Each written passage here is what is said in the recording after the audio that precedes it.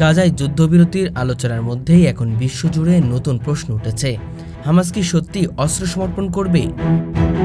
দীর্ঘদিনের সংঘাত, রক্তপাত ও ধ্বংসযজ্ঞের পর আন্তর্জাতিক সম্প্রদায় আশা করছে এক শান্তিপূর্ণ সমাধান, কিন্তু বাস্তবতা অনেক জটিল।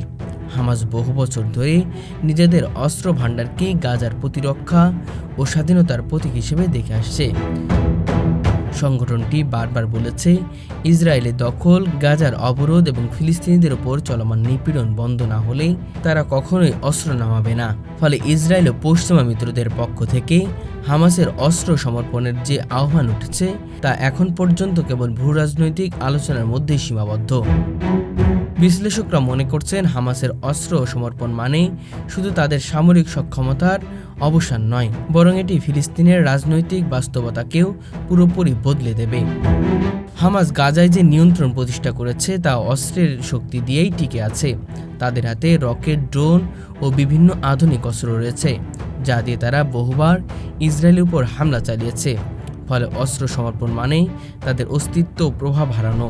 এমন পরিস্থিতিতে হামাস যদি কোনো সমঝোতা রাজি হয়, তবে তা হবে ধাপে ধাপে, আন্তর্জাতিক গ্যারান্টির মাধ্যমে এবং ইসরায়েলের পক্ষ থেকে পূর্ণ যুদ্ধবিরতির প্রস্তুতি পাওয়ার পর।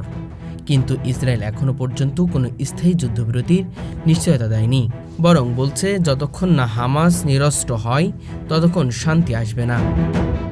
এদিকে মিশর, কাতার ও তুরস্কের মধ্যস্থতায় যে আলোচনাগুলো চলছে সেগুলোর মধ্যে হামাসের অস্ত্র হস্তান্তর অত্যন্ত প্রধান আলোচ্য বিষয় হিসেবে উঠে এসেছে।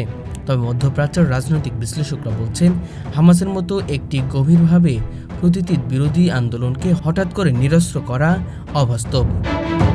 তাদের মতে হামাস শুধুমাত্র একটি সশস্ত্র সংগঠন নয়, বরং এটি ফিলিস্তিন সমাজের একটি রাজনৈতিক বাস্তবতা। তাই অস্ত্র ছাড়াই সিদ্ধান্তের জন্য প্রয়োজন রাজনৈতিক আশ্বাস, আন্তর্জাতিক নিরাপত্তার গ্যারান্টি এবং একটি ভবিষ্যৎ রাষ্ট্র কাঠামোর নিশ্চয়তা। এসব না থাকলে হামাসের পক্ষে অস্ত্র সমর্পণ সম্ভব নয়। যুক্তরাজ্য, ফ্রান্স সহ ইউরোপীয় দেশগুলো ইসরায়েলের পাশে দাঁড়িয়ে হামাসের নিরস্ত্রকরণের পক্ষে কথা বলছেন। তাদের যুক্তি, হামাসের সাথে অস্ত্র থাকলে শান্তি স্থায়ী হবে না। অন্যদিকে রাশিয়া, চীন ও কিছু মুসলিম দেশ বলছে, ইসরায়েল যদি গাজা দখল ও হামলা বন্ধ না করে তবে হামাসের নিরস্ত্রকরণ একপাক্ষিক অন্যায় হবে।